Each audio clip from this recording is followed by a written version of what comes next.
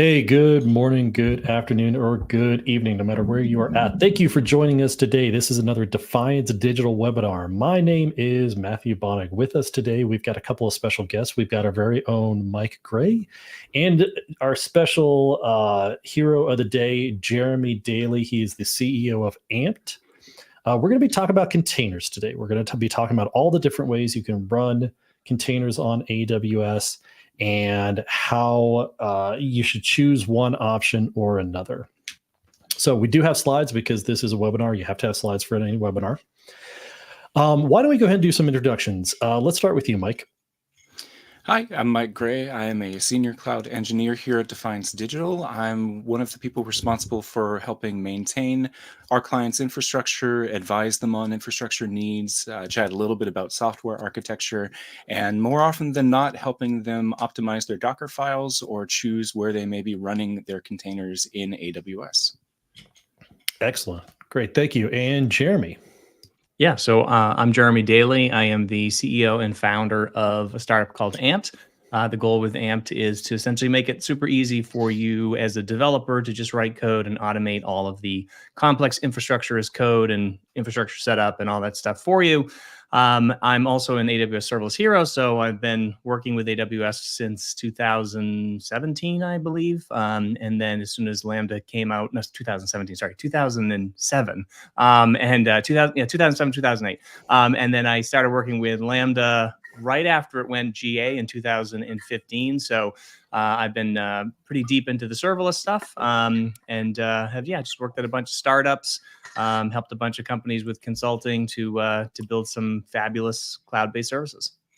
Awesome. Thank you. Yeah, I've been playing around with Amped. I was actually spending some time in it yesterday, and I gotta say, I really love the development experience of being able to just make code changes and push them up.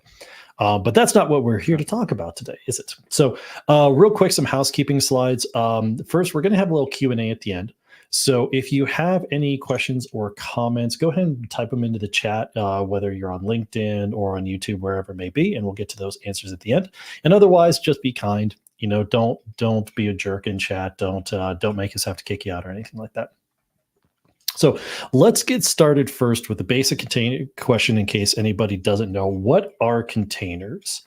Mike, do you want to take this one? How would you describe containers to someone who doesn't know about it? Sure. So the most common definition that I hear from people, which is unfortunately not quite accurate, is that they're like little tiny VMs. And you can treat them that way, but that's not really what a container is. A container is a group of code binaries, basically little sandboxed off groups with a Linux kernel that is shared on the host with the other containers. And so it's kind of like taking just the little pieces of what you need for your application and sharing a kernel with some other containers, and you've got that available to you, and it's very portable. You can run it a lot of different places. And one of the things that is very nice about a container is that it will run basically the same no matter where you run it. You can host it on any kind of underlying host operating system. You can run it even in Windows, and it's going to behave essentially the same way as it always would. So for those of us who remember trying to spin these things up on our applications up on VMs and running into innumerable problems because there's a minor change with a kernel version or an operating system update, it removes a lot of those problems. Awesome. Jeremy, anything you would add to that? No, I just think one thing that's great about it is, we always, as developers, have the "but it works on my machine" saying. And I think I trademarked that. But that's one of the things that's great about containers as well, is that when you package those locally and it runs on your machine, you're packaging all those dependencies as well. So it is very infrequent that a container that you can run locally is going to be missing something that once you put it out on some sort of containerized service. Awesome. Great. So, AWS famously has many different ways of running containers. Why do you think that is, Jeremy? Why do you think we've got so many options? Well, I think it's part of the way that AWS's ecosystem works. And I think that, I forget exactly whether it's 17 or 19 or whatever the actual number is. If you look at those, I think, Mike and I have talked about this in the past, where Some of them are a stretch, right, in terms of all those different ways to run them. But essentially, you have different orchestration systems. So whether that's ECS or EKS, which we'll talk more about, or there are specific services that are designed for running container image directly and scaling container image directly, or using it as a packaging format. So there's a lot of different kind of play fast and loose with the definition of, how many different ways there are to run a container. But I do think that, it's partially designed for specific use cases. So again, if you're thinking of the traditional container orchestration system, like a Kubernetes or something like that, then, there's not a lot of different ways to run it like that in AWS. But most of the other ones are very specific implementations where, because containers are so flexible, it works really well as a packaging format, as well as just, again, a way to really, contain your application in a way that can be easily deployed and run within some of these specific services. Excellent. All right, so let's start talking about the first one. This is probably the place that some people start off with, or at least it's the most common service within AWS that people leverage, EC2. So what are some pros, cons, and when should someone use EC2 for running their containers? Mike? So I have seen this a number of times over the years where somebody, they say, hey, I've got a container. And the first time you ever build a container, it kind of feels like you've created fire. It feels like this magical paradigm changing moment where you've got this application that you can now pick up and run anywhere. And then it's almost the opposite extreme the first time you try to actually run that container somewhere consistently. Orchestrating containers can be a real hassle. So maybe you've tried to run it in ECS, or you tried to run it in a Kubernetes cluster somewhere, and you realize very quickly that there's a lot of complexity there that you may not understand. So you might reach for something familiar, and you say, okay, well, I'll run it in EC2, and I can run this basically the same way that it's on my machine. So I think for a lot of people, they choose EC2 initially because of simplicity, because of familiarity, maybe because some of the other options are just a bit too complex. So that's I think why I've seen it happen most often. And it's also very familiar if you're used to working with local servers or embedded systems. You can do a lot of really neat things running your containers using just something like systemd, and you could actually manage that in EC2 that way as well. But you run into some issues fairly quickly in your journey with that. Maybe Jeremy can expand on that a little bit. Well, I was just looking at the slide here, and it says, pros, full control, and cons, you own everything. I think the pro is that you own everything, and the con is you own everything, right? So it is, it's quite a bit of, it's not overly difficult to get a container to run on an EC2 instance, except that you're essentially, you control everything, right? So even in terms of how that scales out to multiple machines and so forth, and how you would handle that, it's not, unless you really, really know what you're doing, and you have a very, very, very specific use case for that. Like maybe you're trying to build your own container orchestration system for some complex system. If you're just running an application, I would highly suggest this is not the path for you. Yeah, I would agree. Yeah, if you're going to EC2 to try to run your containers, you've probably already started going down a bad path for it. Unless you're really, really a large organization, in which case you probably don't have to be told how to do anything. Right. All right, so let's go to probably our favorite, I think collectively, ECS. So, Jeremy, you've got a lot of experience with ECS. What are some of the best things about ECS in your opinion? Well, I mean, I think the pros here pointed out, like it's very simple, right? I mean, it's not complex to set up. All the orchestration is taken care of for you. It's a matter of basically hooking up a load balancer to it to do the routing, and then you've got all kinds of control over the scaling behavior and the scaling characteristics and things like that. The deployment is fairly easy to do. You don't have to set up complex deployment pipelines or anything like that. And as it says too, the pricing model is pretty easy and simple to deal with. So it just takes a lot of the sort of heavy lifting of container orchestration off of your plate. There are some cons, and maybe Mike wants to point some of those out. But for the most part, it is, if you want to containerize an application and you want it to scale, this is a really, really easy way and scalable way to get going with it. Absolutely. I'll preface the con conversation with I really do think that most people running containers in AWS, ECS is probably the tool that you should reach for. It's going to be the most straightforward, the most cost effective, the easiest on ramp to use, and really for the majority of use cases, it's going to be the one that you want to reach for. But as you can see in the first bullet point there's a lot less to ECS than something like Kubernetes. If you're not familiar, K8s, I know everybody on this, everybody on the webinar is familiar, but maybe some of the listeners may not know K8 stands for Kubernetes. Kubernetes is a vast ecosystem of tools and use cases, and you can draw on all the experience that folks have had and organizations have had over the years with very complex use cases that for most situations, you don't really need that. But when you do, it's going to be much easier to try to use something like Kubernetes versus trying to build that into ECS. It's not incredibly extensible in my experience.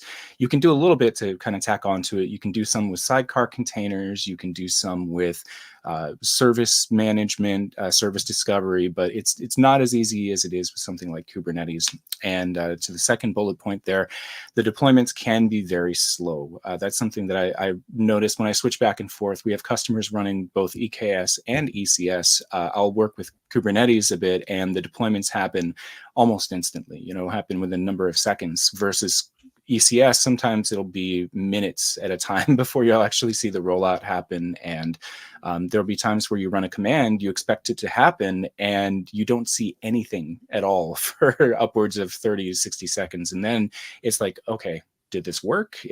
Do I have to run this thing again? And eventually it does catch up. And you can find if you dig deeply enough in the console, you can see that it's working, but it's not easily accessible. Yeah, and one of my least favorite things about it is that fact that you can't cancel or roll back a deployment. You can only create a new one. And that can be really frustrating, especially if you're using, like we do, the CDK for a lot of stuff, and it has a tendency to archive or deactivate task definitions a little too aggressively. And then you have problems with rollbacks. And that could be a giant pain in the butt. But I think in general, ECS does hit that, a good 80% of use cases, at least with the customers we deal with. Now, Jeremy, you deal with probably a very different set of customers. We primarily focus on a lot of small businesses and startups. Mm-hmm. Do you find ECS as being a good solution for a lot of the customers you work with? Well, we mostly use ECS just to run Fargate tasks. So we, not to keep long running tasks running to actually serve an application.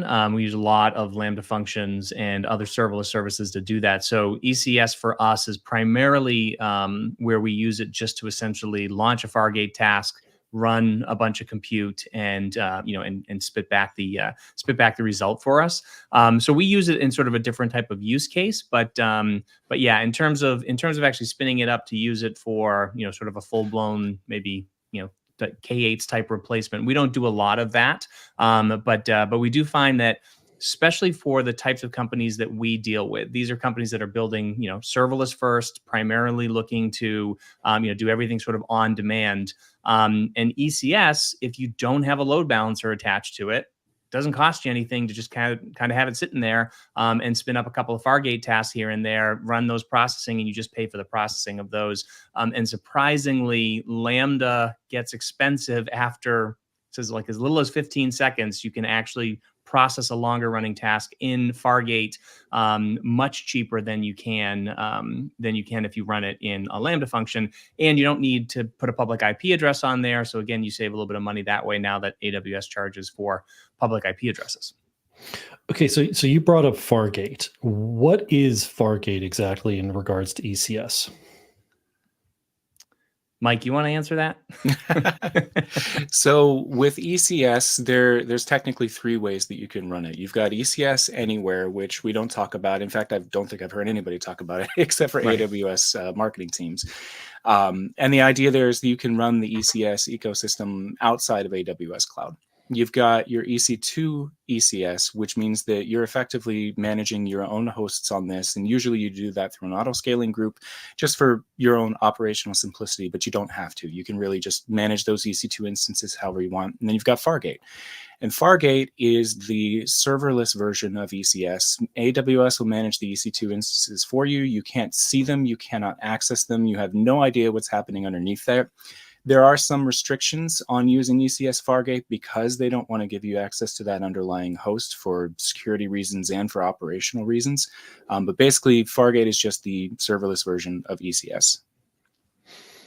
Gotcha. So would you recommend that most people start off with Fargate ECS or just do the EC2 stuff so they at least have the access to the underlying hosts? I'm curious what Jeremy thinks about that, actually. Well, I think it depends on what you're doing. Again, very much so the primary use case that we tackle with it is we're looking for on-demand compute that can process a specific task, single-threaded, so that it does one thing, and then once it's done, it goes away. And so for us, where we use that as an extension of Lambda, so anything you can do in Lambda, we want to be able to do in ECS. So we don't need access to the underlying host. Like, we'd rather not worry about spinning up the EC2 behind the scenes. And the difference is, again, the Fargate is serverless, as Mike said, so you don't pay when it's not running. So if your use case is, I only need to run this compute every once in a while, you definitely go with Fargate, unless, again, you have some crazy use case that you have to access the underlying system.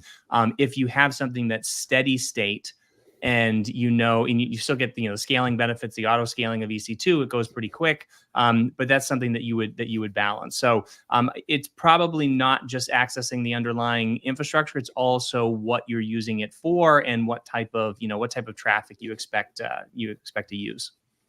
That's really interesting because I don't always hear somebody say that, Fargate is going to be your cheapest option, because if you were to go right to the pricing page, it is more expensive per hour, per minute, however they've got that resolution set there. But you hit it right on the head. It's going to be cheaper than Lambda past a certain period of time. For long-running tasks, it may not be cheaper, but I recently had a conversation, Matthew, with one of our colleagues, Jason, here at Defiance, and he pointed out that, if you're using Datadog, they actually charge much, much less for a Fargate task than they would for an EC2 instance. So if you're spinning up EC2 hosts to run ECS, that's going to cost you, I think it's $15 a month right now, versus a Fargate task, it's, I believe, per vCPU, it's like $1.20 a month or something like that. So it can actually end up being more cost effective in that way as well. Yeah, and the pricing on Fargate, they charge you for 1 minute of execution time minimum, and then it's per second after that. So, so if you have a task that's going to, and this is the funny thing with Lambda is, if you run a Lambda task for 15 seconds, the cost of running a Fargate task, even paying the full 1 minute of the Fargate task, is cheaper than running a Lambda function for 15 seconds. So, as long as you don't mind waiting that, maybe 15 to 45 seconds for a cold start, for it to spin up a Fargate container behind the scenes, or a Fargate task behind the scenes, it is much cheaper when you start doing some of those longer term processing things as compared to Lambda. But yes, you are right. Once you get to if you look at it like, if I'm just running everything on Fargate, like it gets quite expensive if they're long running. All right. So I think we've talked about ECS quite a bit. Let's go ahead and move on to the big elephant in the room, EKS. And I will say, I have EKS ascites or otitis, whatever. I am allergic to this service, so I've never used it. I've had some experience with Kubernetes, but I've never used EKS. So this one is all on Mike. Okay. Well, so EKS being the Elastic Kubernetes service from AWS. So if you have big, large-scale systems, something that requires a lot of orchestration, microservice-based architectures, those types of things, you're probably going to be looking towards potentially EKS for things. We've got a number of clients that run on EKS, and we've got a love-hate relationship with it, I think. I personally like Kubernetes as a system. I think it is incredibly well-engineered. I think it's got a lot of really interesting and neat features. I love the fact that it's infrastructure as code from day one. You have to build things in an IAC pattern. You can't just ad hoc randomly push things around like you can with either ECS or a lot of other systems. But as I'm sure Mike can go into some detail, there's also a lot of complexity that comes along with EKS and a lot of pain. So Mike, what are some of the reasons why somebody may not want to use EKS, or what are those pain points that you and I see on a regular basis? So EKS and Kubernetes in general, you are going to run into some issues just because of the nature of how large and how complex it is. And generally speaking, if you have some sort of application or platform that is incredibly flexible, it's also going to be incredibly complex as a result of that. And that's just sort of a universal constant of software development. So Kubernetes is no exception. You can do just about anything with it. You can use it in just about any use case, but that also now means you have to understand where a lot of those corner cases are. And like a lot of things, you can use just the basic components of it. You can run a deployment that manages a number of pods, and then you've got a service so you can route between your microservices internally. You've got an ingress that makes it really easy for it to spin up a load balancer and do some of that external outside in type of communication. And all those things are pretty straightforward. If that's all you're using it for, you probably won't run into a lot of issues. But in my experience, in our customers' experience, that's not usually where it stops. Somebody will say, well, how do I make sure that I can share these files among these different sets of microservices? And they might then reach for EFS, for example. And you can do that. Whether you should do that or not is probably up for debate. You run into a lot of times if you're doing, say, an NFS style volume mount that you can do in EKS pretty straight without much complexity. You start to run into permissions issues. One container may be running as root, another container may be running as user 1000, another container may be running as the RabbitMQ user, for example. And all of a sudden, all those different things start to bang into each other, and that's just one situation where a very innocent question can lead to a lot of complexity and pain and banging your head against the wall. We like to call that process getting Cooper sweaty over at Defiance. Yeah, I think we've spent one of the things that we do as an offering is really take care of a lot of the infrastructure concerns. And I think Kubernetes really bridges the question between infrastructure and application concerns. And we've ended up having to own a lot of these things like, well, how do we get an application mesh or a service mesh into the environment? How do we get deployments working properly? How do we get configuration and secrets management worked in properly into these environments?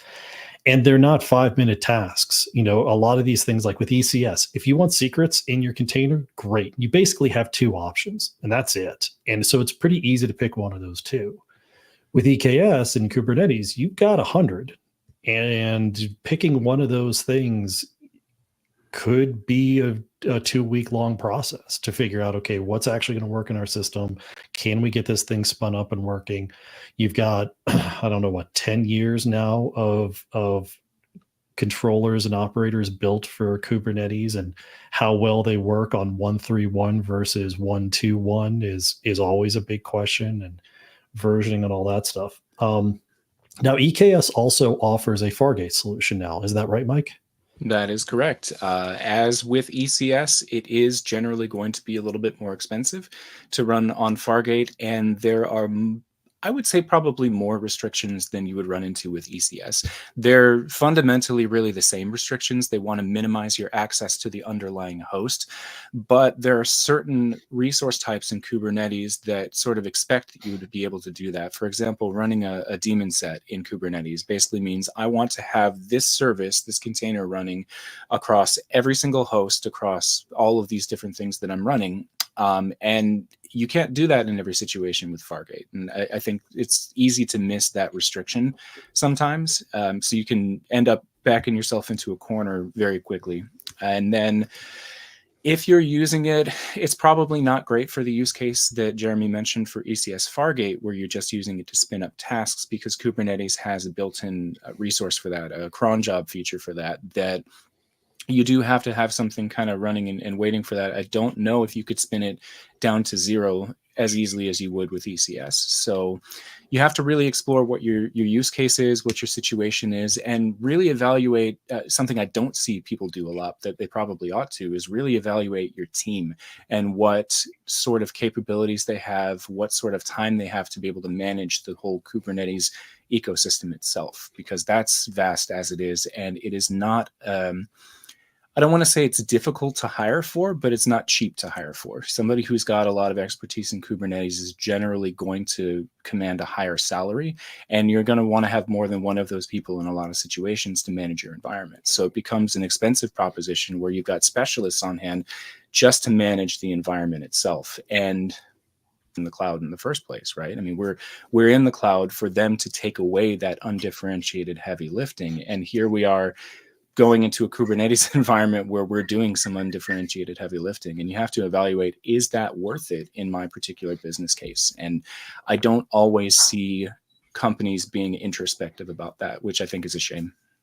Doesn't AWS charge you if you're not like on the most recent version of Kubernetes or something like that? You have 18 months, I think. Yeah. Okay. Yep. And then you have to go to an extended support, in which they charge you a little bit extra money for. Yep. Which is an improvement. It used to be that they would just upgrade you automatically and you're out of luck. And that in Kubernetes can break a system, and not just immediately, but it can also make deployments and a lot of automated processes fail later on that you may not catch right away. And the overall TCO of Kubernetes is very high. I mean, Jeremy, you were saying with like ECS, it doesn't cost you anything to have just an ECS cluster that's sitting there. And if you want to run some tasks on it occasionally, you're really only paying for those tasks and those execution times. But when you start to involve EKS, which you're paying for the control plane, you're paying for the VPC, you're paying for the EC2 host, because you're probably going to go with an EC2 based solution in this case. Now all of a sudden you're talking minimum a couple $100 a month. And that's not attainable for a lot of our customers. You know, the ones that we have that are running on EKS, they've constantly come back to us saying, how can we reduce these costs? You know, how can we bring this down? How can we cut them down? And pretty much every time we're like, this is just baseline costs at this point, if you want the thing up and running. So big heavy lift with Kubernetes. It's a fantastic system in its core, but it is not something that you want to take on for light little projects here and there, I'd say. All right. Any last comments about Kubernetes before we move on to a potential favorite of ours? All right. Not for me. App Runner. Now, Jeremy, you've got the most App Runner experience. Why don't you break it down for us and tell us what is App Runner exactly? Well, as you can see, too, there's only pros. Now, I know there's only pros. Yes. There's so many pros. So many pros. We have a second slide for cons. Yeah. So App Runner is one of those specialized services that essentially allows you to package your application as a container, deploy that into this service, and then the service itself not only gives you a load balancer out of the box, so it'll route all your HTTPS traffic directly into its control plane or its load balancer, but what it does is it allows you to basically provision your containers so that you can have it just in sort of memory mode, right? Where you're just paying for sort of this idle container to sit there. And it's something like, I think it's 0.007 cents or whatever it is per gigabit hour.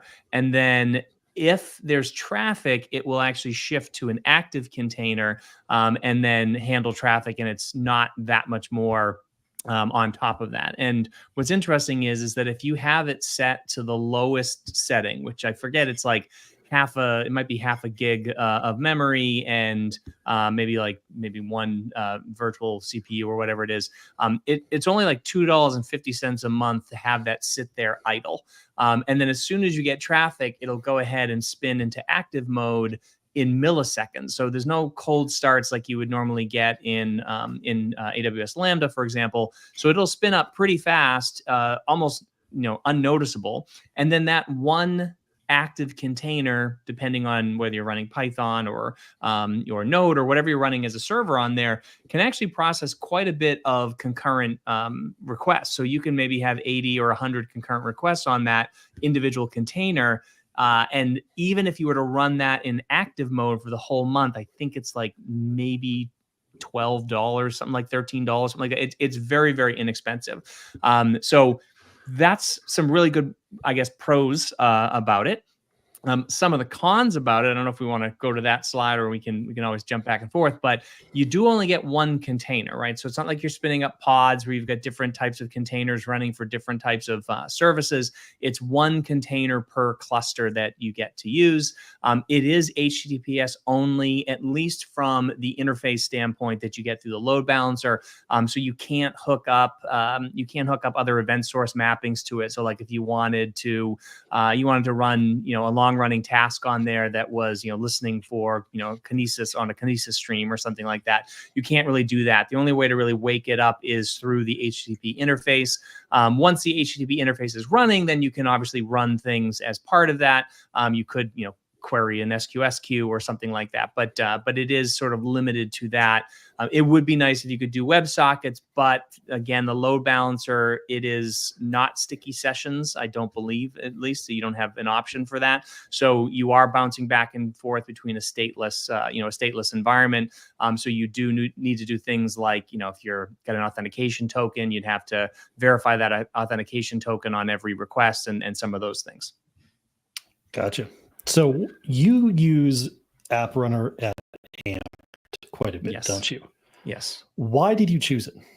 So one was because we looked at very much of this sort of progressive increase in apps traffic, and what makes sense, depending on what it's doing. So you might want to start with an application that literally gets one request per day. I don't know. Maybe it's an endpoint that, you hit and it sends an RSS feed to, or something, whatever it is, right? And it's one hit per day.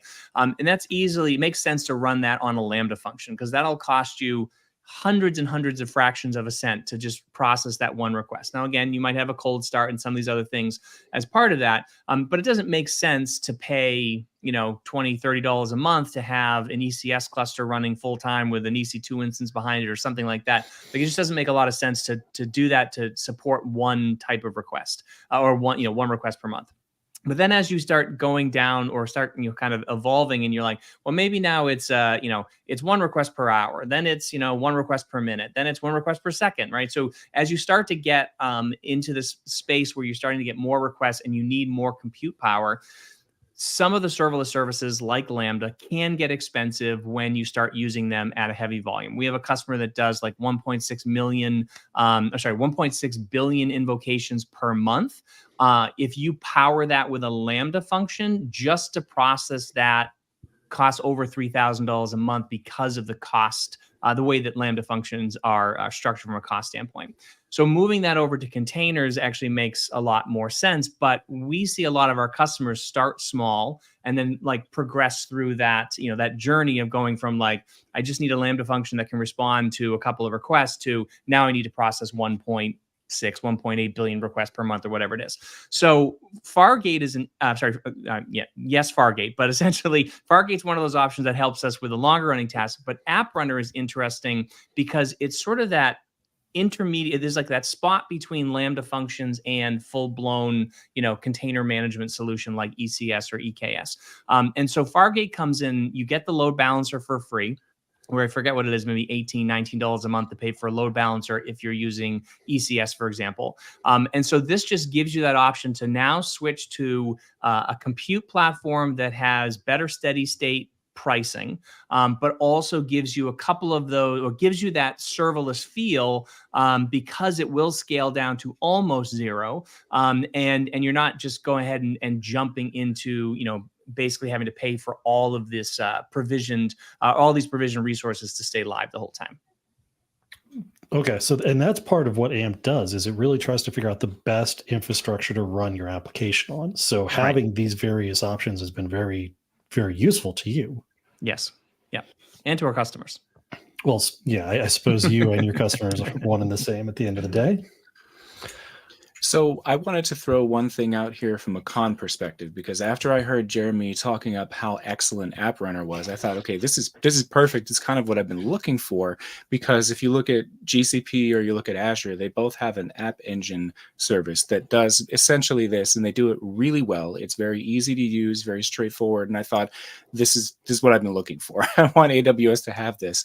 But the con that I ran into is that it doesn't seem to have great CloudFormation support. And I didn't try anything through Terraform or any other providers like that. But it seemed like one of those services that maybe they just didn't want to invest the time, or it wasn't a priority to invest the time in CloudFormation support. I brought that up to Jeremy, and he mentioned something very interesting that they do at Ampt to make this work. So you're not using CloudFormation, correct? Right. Yes. We use CloudFormation to set up some of the like the ECR and some of these other things that we have to make sure that we have all of the components that we need, sort of, and the VPC and some of these things. But then what we do is we actually have our own sort of, we just make a bunch of API calls that essentially trigger the setup of App Runner, and then we use like step functions to watch the actual progress of it and so forth. So it should be easier than that. But we set these up dynamically, so which is why we built the system to do that. But once you have it set up, the thing that is interesting about App Runner to me is maybe where they tried to go with it. Because I think you're right. I think if they would have stuck or focused more on the how do we make it super easy for someone just to get an application up and running, in this containerized service, that might have been a better, the better, I guess, tact for them to take. They did build in a bunch of interesting features. So they do have a build service where they will literally build from source. So once you have it set up, and maybe you have to set it up through the console, which I know is not the best way to do it, obviously. But let's say that you do that and you hook it up to your GitHub repo. Every time you upload or make changes to or merge changes into your main branch or whatever it is, it will actually rebuild that for you if you want it to. Build the container, do the deployment, handle all that stuff for you. So they did build in some cool things around that. So the underlying service itself, how it works, how it runs, is absolutely amazing. But I 100% agree with you that the execution and the process of kind of getting it set up is kind of a pain, which is why if you use Ampt, you don't even need to worry about it. We'll just do it for you. It's a very compelling reason to use Ampt, I think. If you didn't already have a good one, there it is right there. All right, so I know I said we were going to do Q&A at the end, but I think because of the timing of this question, I want to go ahead and do it now. So Albert was asking, Jeremy talked a lot about Fargate when on the App Runner slide. So I'm a little confused about the use cases for each, and could you please elaborate on the use case and boundaries between those two? So when are you using App Runner, and when would Fargate tasks be leveraged? And I would say specific examples would be beneficial here. Yes. So I mentioned Fargate, and I shouldn't have mentioned Fargate when I was talking about App Runner. I just kind of slipped out. We do use Fargate and App Runner as two different alternative ways to run compute on Ampt. So when we use Fargate is specifically for tasks. So the only time we will spin up a Fargate task is if you're running a long-running task that runs. We have sort of a soft limit of 1 minute where we say if you're going to run a task for more than 1 minute, we're going to just deploy that into a Fargate task for you, run that there,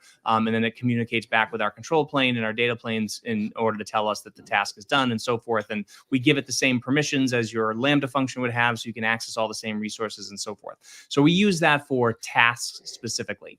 App Runner essentially is an HTTP server service, right? So really it's about running an API or a website or something like that.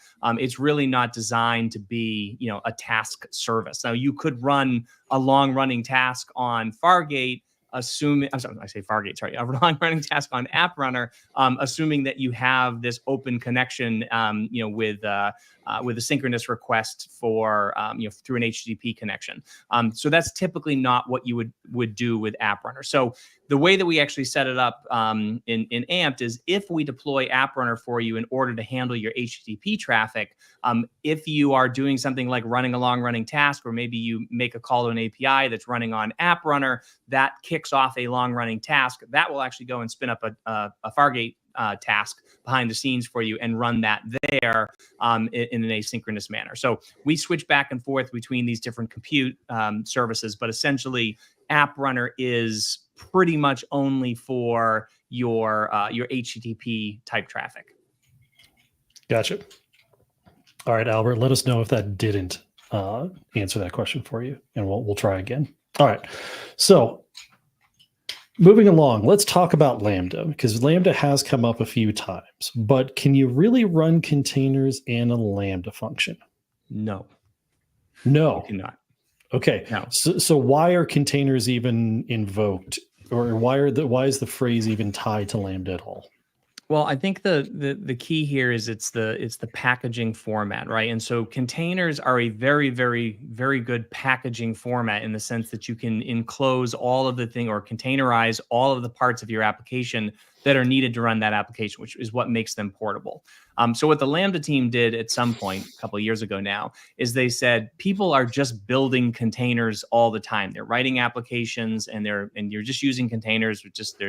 We're losing the battle, right? So the initial way that you would deploy to Lambda, and you can still do this, is to basically just zip your application code, in a standard zip file, and then that gets uploaded into the Lambda service, and then it basically extracts that, puts that into the var task directory, and that goes ahead and runs, executes your application code that way.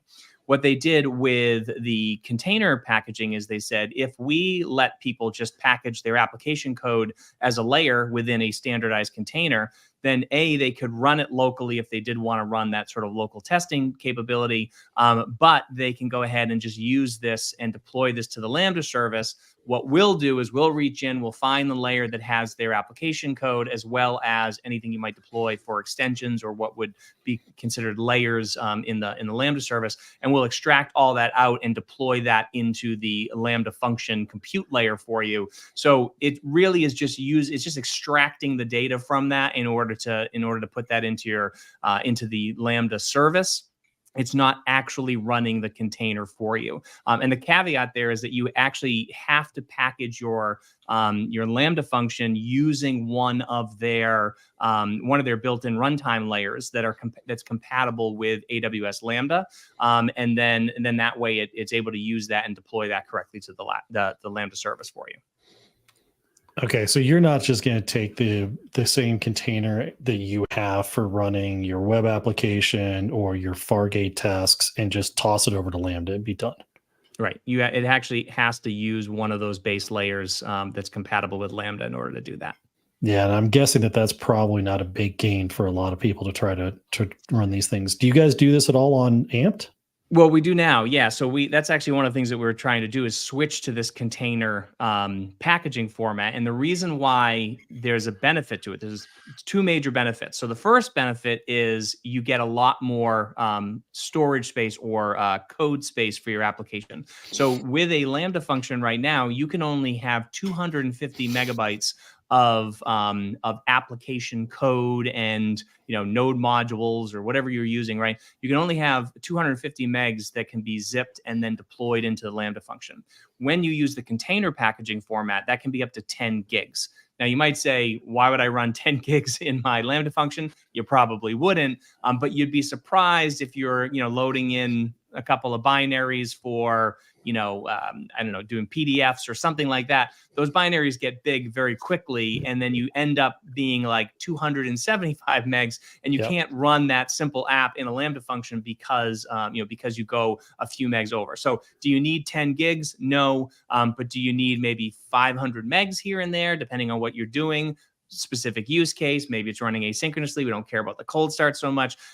Yes, you definitely do need that. So that's one benefit. Then the other thing is that they launched this a long time ago. Again, it's been like 2 or 3 years now. I forget when they launched the container packaging as a format. The issue had been the more code you load and the more code that needs to be processed, it ends up just slower cold starts. So the team over there did something quite brilliant where they started figuring out a way, and I'm not going to explain this right, but I'll give you the gist of it.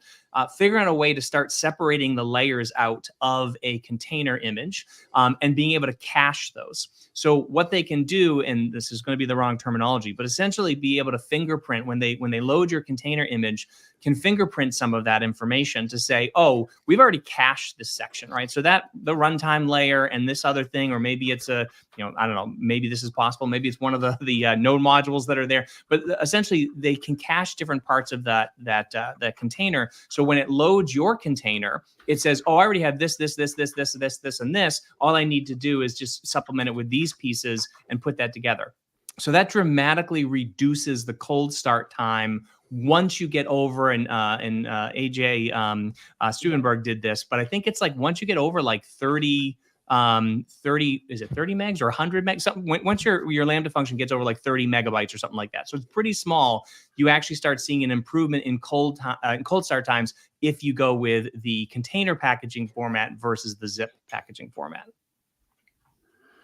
All right. It's interesting that you bring up the container size, because we run into this a lot of times with our customers with their data science teams, where if they're running a Python Lambda and the second they've installed pandas, you're already bumping up against that limit, right? Yep. And then you add NumPy into the mix and really throw anything else on top after that, and you've breached that limit. So in almost every single case, if they're running something in Lambda, they are using the Lambda container formatting.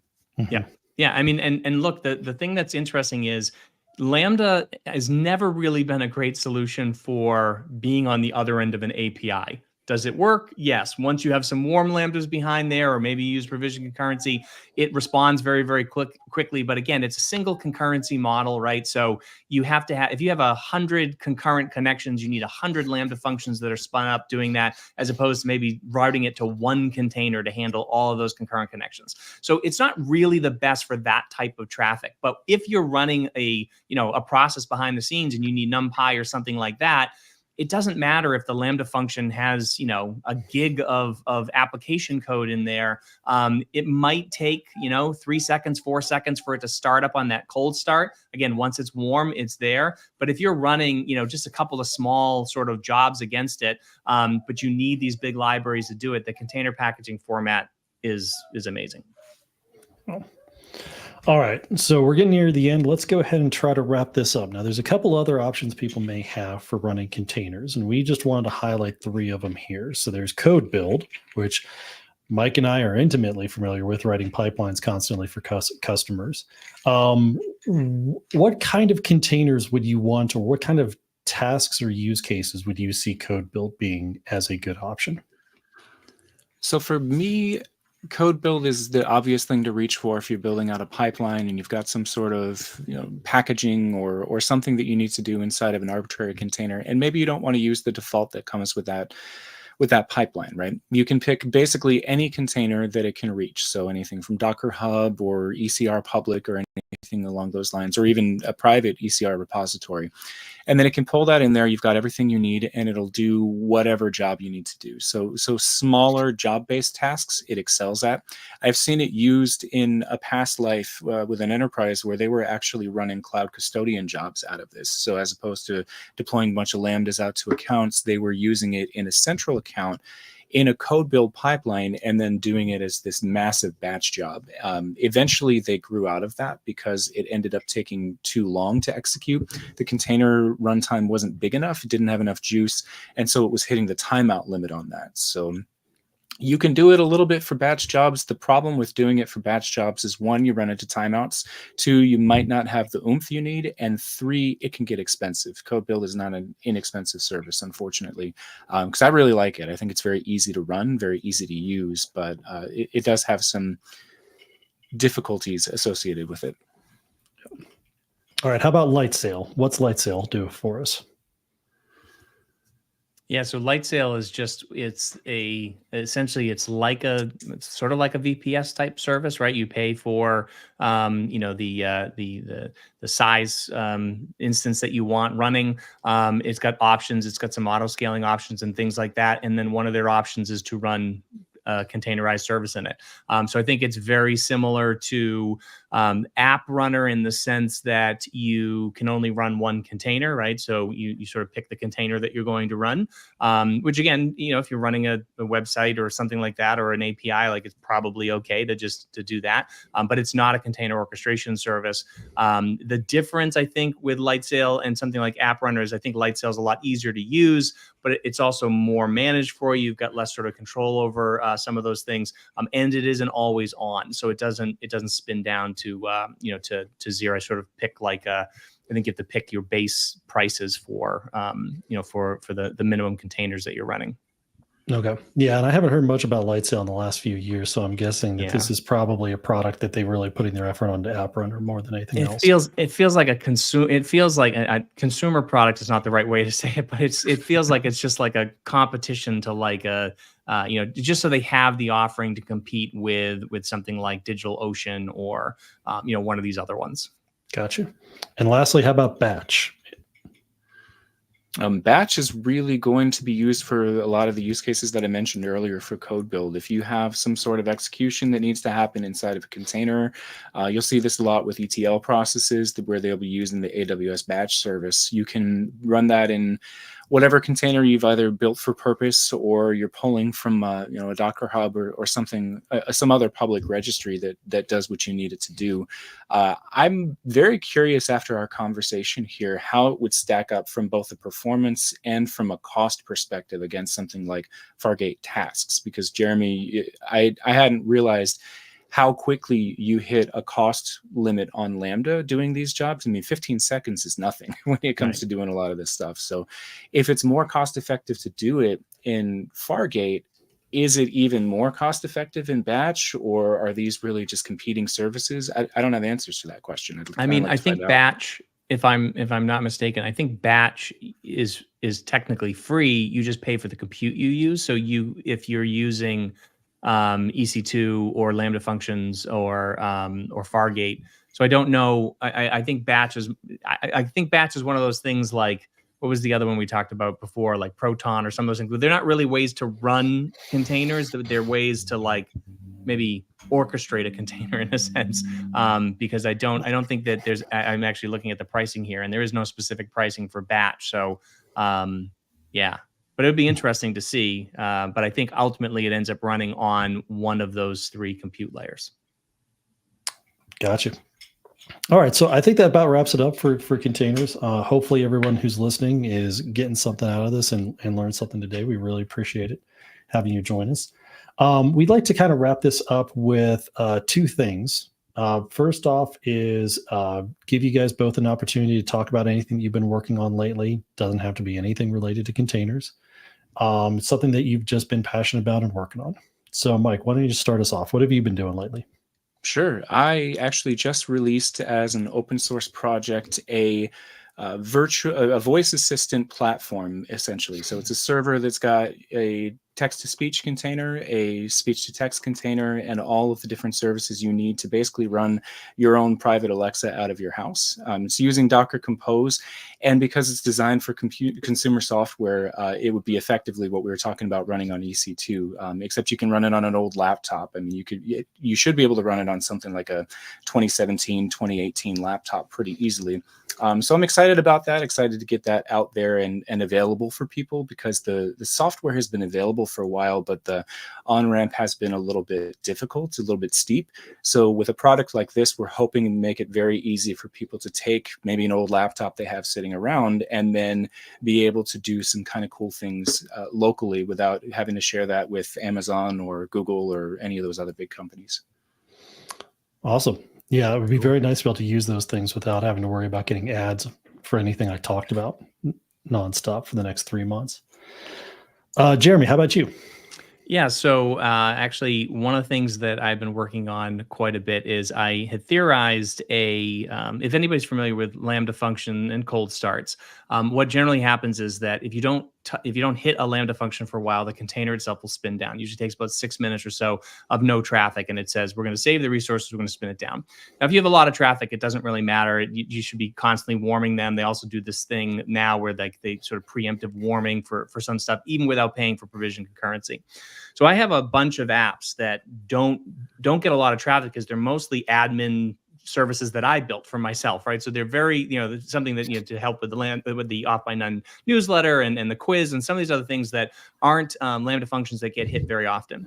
And I had developed a Lambda warmer many, many, many years ago that essentially would ping your Lambda functions every 5 minutes, and you could even do some blocking to have it spin up multiple, to have a higher concurrency. But really, that is kind of fallen out of favor because you are blocking, and then you might get cold starts if somebody else tries to hit it. So, anyways, I've been playing around with a thing that I call Lambda tail warming, which essentially is a Lambda extension that waits for the shutdown action or the shutdown event that comes from the Lambda function itself. And the way that extensions work essentially is they can run in the background, kind of constantly running, waiting for communication from the main Lambda container.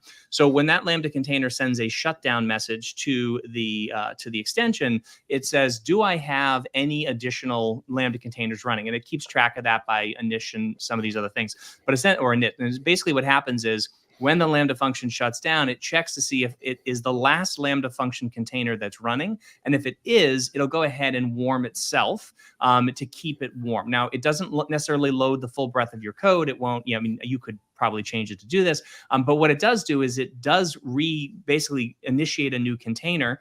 It processes it in maybe 2 milliseconds. So it's very, very cheap in terms of the cost for you to run this. But it works really great. And so I had been experimenting it with my own stuff for a while. I just actually added it to Ampt. So it is available in Ampt. If you go into your options, you can go into one of your stages and you can enable tail warming on that. But it works really, really great. So if you are getting, an infrequent API that doesn't get a lot of hits because maybe it's internal or it's a Slack bot and it doesn't get a bunch of traffic, you can enable this and it'll automatically keep track of your warm containers. And if a warm container, if it's the last warm container there, it'll basically reheat one or create a new one and keep track of that. And what's great is if you're getting traffic and you're not getting these shutdown events, then it doesn't block anything. It never actually issues it. So it's kind of an intelligent way to do it, a little bit smarter than just pinging your Lambda function every 5 minutes. But it works really, really well. It's extremely cheap, and it is a heck of a lot cheaper than running provision concurrency, even if you're just running on one function, which costs you, something like $10 a month just to keep one function warm for the entire month. Yeah, that's very interesting. So Lambda function destinations will notify you extensions will notify when the function goes into a cooldown or goes into a retired state. So you can have a function, you can register an extension as what's called an external extension, right? So it will separate itself from the normal Lambda lifecycle. So it will stay there running in a loop in the background in that warm container until that container shuts down. But before it will shut down that container, if you have an external extension that is registered for those shutdown events, then it will wait. It gives you, 500, something like 500 milliseconds or half a second or so. If you have multiple extensions, I think it's up to 2 seconds for your extension to do some cleanup before it will actually shut the container down. So that's just a little hack that allows you to use that to go ahead and say, do I need to warm up another Lambda container because I'm the last one to be running for this, or can I ignore it because there's already one running? Oh, very cool. So are you going to make this public and open source? I am working on a blog post, but I'm so busy I have not had a chance to write it up. But yes, the technique itself, anybody can duplicate it. It's not overly complex to do. But as an experiment, we did put it into Ampt, so you can try it out there if you want to play around with it. All right. Well, then final questions for you both. Favorite movie or book that you've been enjoying lately, and do you have a favorite app on your phone? Mike, do you want to start us? Sure. So I have been very invested recently in the past year or so with the Brandon Sanderson Cosmere series, which is a bunch of different smaller series of books that are self-contained but actually all exist in the same universe. So it's a fantasy series, and each one of them takes place on a different planet in the same universe with a interwoven story. It's kind of complex and funky and cool, and a major portion of this that is wrapping up here in December with the 5th book in one of his series. So I've been very, very into those books lately. Anything by Brandon Sanderson, can't go wrong. And probably the favorite app on my phone for the last several years has been the Bacon game. It is just called Bacon if you look it up in an app store. And effectively what you do is you take a frying pan and you launch a piece of bacon onto things on the screen and try to get it to land. It'll slip and fall off if you don't land it just right. And it's way more fun than it has a right to be. All right. Jeremy. Yeah, I mean, favorite TV show, favorite movie. I am a huge movie fan, as well as I love the new Netflix, 10-hour-long movies that just get broken up into, 10-hour-long episodes instead. But I think, one of my favorite, this is not recent, but Dark. I don't know if you saw Dark on Netflix, but that is such a mind-bending. Anything that has to do with time travel and those sort of things are super interesting. I don't know if you ever saw the movie Primer, super low-budget film, but it was like one of the best sort of time travel type things. So those always interest me. So I really did enjoy Dark. I just finished the last season of The Umbrella Academy. Also really interesting, a lot of time travel, sort of multiverse type stuff in there. So that's pretty cool. My favorite app, I just started using this the other day. So I have like iKnowReader and Instapaper and Pocket and all these other things that I use to try to collect links here and there and try to keep track of stuff. And it's such a pain because like I'll highlight some things in iKnowReader and then they'll never make it back somewhere else. Or I got my highlights in my Kindle books, and everything just kind of gets, it doesn't get all synced together. And so I was looking at Readwise the other day, which I had used in the past, which is great because it does suck in data from your Kindle books, for example. I don't really care about the daily emails they send you to remind you of things that you highlighted, but it does do the sort of the syncing for you. But I was looking at it the other day, and they launched a new thing, which has apparently been out for a while, called their Reader app. And essentially, it allows you to pull in pretty much any web page, any tweet, any book, like anything you want. You pull it into this Reader app, and you can read it there. You can even watch videos in there, and it gives you the transcript, and you can highlight parts of the transcript and leave notes or tag them and so forth. It's got a new AI feature called Ghost Reader that'll help you do some summarization and stuff. But anyways, it's really, really cool. It allows you to do that. And it also has a feature that you can just be on a regular web page, hit the little Reader app button, the extension, and you can highlight directly on that page. You don't even have to bring it into the Reader app in order to do that. Obviously, it has the iOS versions and for all the extensions for the different browsers. But I've been really enjoying it because I'm like thinking to myself, like I might just take these highlights that I've been doing for all these different articles I read, and maybe I'll just write up a quick summary and have it automatically. And of course, they have APIs. Have it automatically populate and generate blog posts for me that'll be like, things I'm reading, things I'm thinking about, maybe Jeremy Daly Unfiltered or something like that. But like, it's really cool. I'm really enjoying using it. Very cool. And what was the name of that again? It's Reader. It's called Reader, which would probably be hard for you to find. So go to the Readwise app or readwise.com. And then it's right at the top that there's a link to the Reader beta. Gotcha. Yeah, +1 for Reader and Readwise. I've been using them as well. Interesting. All right. Well, thank you both for joining us today. We really appreciate it. Always love the discussions. Best of luck to you. I know we're coming up on holiday seasons. We got reInvent coming up. There's a busy time of year, so I hope everyone stays safe and has a good time. And thank you everyone who watched today.